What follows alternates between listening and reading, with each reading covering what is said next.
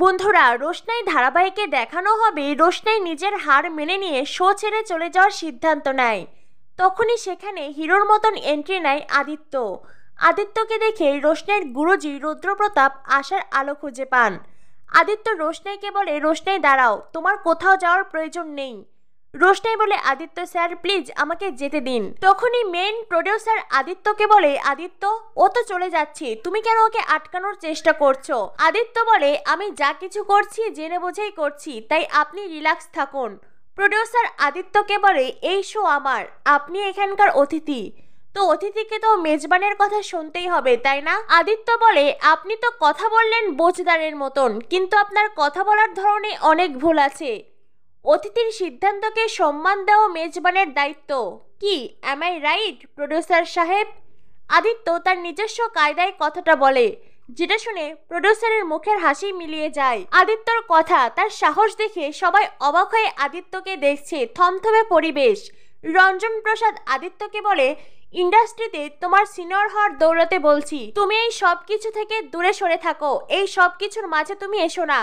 তোমার সামনেই তো সবকিছু হয়েছে, তুমি তো দেখেছো এই মেয়ে কি করে প্রডিউসার সাহেবকে অসম্মানিত করেছে।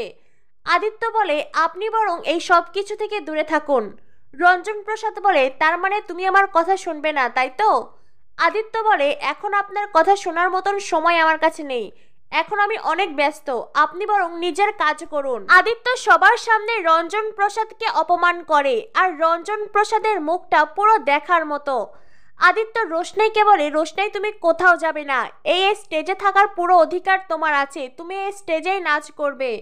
প্রডিউসার তখন আদিত্যকে বলে, এত সময় যা কিছু হয়েছে, তারপরে এই মেয়েকে আমরা কিছুতেই এখানে অ্যালাউ করব না, ও এখানে থাকবে না, ও আমাদের অনেক বড় ক্ষতি করেছে, ওকে এখান থেকে যেতেই হবে। আদিত্য বলে, ও আচ্ছা তাই নাকি, তো রোশনাই কতটা ক্ষতি করেছে সেটা আমরা দেখে নেই। এরপরে আদিত্য অদিতি বলে ডাকে, আর সেখানে অদিতির এন্ট্রি হয়। সবাই অদিতির দিকে তাকিয়ে আছে।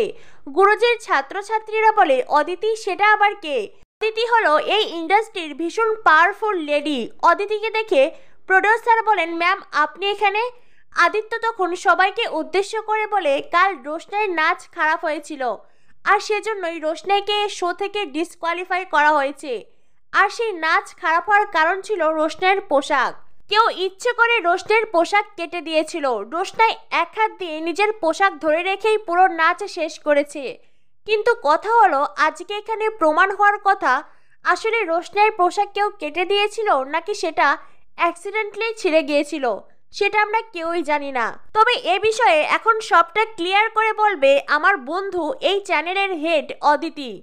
অদিতি তখন বলে, আমি কিছুই বলবো না, আমি কিছু দেখাতে চাই। এরপরেই অদিতি আসল কালপিটের হাতে সেই পেন ড্রাইভ তুলে দেয়। আসল কালপিট, যে কিনা শাইনার নাতাশাকে চেঞ্জিং রুমে নিয়ে গিয়েছিল, রোশনের ড্রেস দেখিয়ে দিয়েছিল, সেই কালপিটের হাতেই পেন ড্রাইভ তুলে দেয়। আসল কালপিট পেন ড্রাইভ তো হাতে তুলে নিচ্ছে, কিন্তু তার হাত কাঁপছে, কারণ সে জানে একটু পরে তার পর্দা ফাঁস হবে।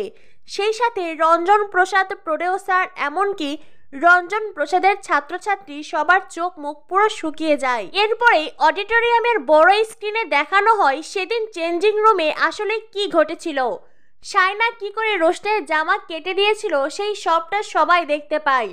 রোশনাই তখন শাইনার দিকে তাকায়, আর এদিকে শাইনার অবস্থা তো শেষ। আদিত্য সবার উদ্দেশ্যে বলে, এইবার আপনারা আসল সত্যি দেখতে পেলেন তো? অদিতি বলে, এই সেই ফুটেজ যেটা আপনারা কেউই দেখেননি। যারা এই কেস তদন্ত করেছে আর যারা বলেছে ফ্লোরের সব জায়গায় সিসিটিভি ক্যামেরা নেই, তারা মিথ্যে কথা বলেছে। ফ্লোরের সব জায়গাতেই সিসিটিভি ক্যামেরা লাগানো ছিল, কারণ যাতে কেউ চিটিং করতে না পারে, কাউকে হ্যারাসমেন্ট করতে না পারে, সেজন্য। এরপরে অদিতি রোশনাইকে বলে, রোশনাই আমি তোমার কাছে লজ্জিত, আমাদের শোয়ে, আমাদের চ্যানেলে তোমাকে এতটা অপমান অপদস্থ করা হয়েছে। রোশনাই আমি তোমাকে কথা দিচ্ছি, এখানে আমাদের এই চ্যানেলে, এই শোয়ে তোমাকে আর কখনো অসম্মান করা হবে না। রোশনাই বলে, থ্যাংক ইউ ম্যাম। অদিতি আরো বলে, তবে হ্যাঁ, যারা তোমার সাথে এত বড় অন্যায় করেছে, তোমাকে অপমান অপদস্থ করার চেষ্টা করেছে, আমাদের চ্যানেলের এই শোয়ের রেপুটেশন নষ্ট করার চেষ্টা করেছে, তারা কিছুতে পার পাবে না, প্রত্যেককে শাস্তি পেতে হবে। রোশনাই তখন রঞ্জন প্রসাদের দিকে তাকায়, কারণ কেউ না জানলে রোশনাই খুব ভালো করেই জানে এই সব কিছুর মূল মাথা হলো এই রঞ্জন প্রসাদ। রোশনি আরো একবার অদিতিকে ধন্যবাদ দেয়। অদিতি তখন প্রডিউসারকে বলে, আর এই যে প্রডিউসার সাহেব, আজ যদি আদিত্য আমাকে এই সব কিছু না বলতো তাহলে আপনি নিশ্চয়ই এই অন্যায়টা হতে দিতেন, তাই না? প্রডিউসার বলে, আসলে ম্যাম, আমাদের কাছে যা প্রমাণ ছিল আমরা সেটা দেখেই বিচার করেছি। অদিতি বলে, কিন্তু আপনার আরো ভালো করে তদন্ত করা উচিত ছিল। অদিতি প্রডিউসারকে বলে, আপনি শুধুমাত্র রোশনাইকে অপমান অপদস্থ করেছেন তা নয়, আপনার কারণে রুদ্র প্রতাপের রেপুটেশন নষ্ট হতে বসেছিল, আপনি তারও ক্ষতি করতে চেয়েছেন। এরপর যদি আর কখনো এমন কিছু করেন আমরা আপনার কাছ থেকেই শোধ ছিনিয়ে নেব।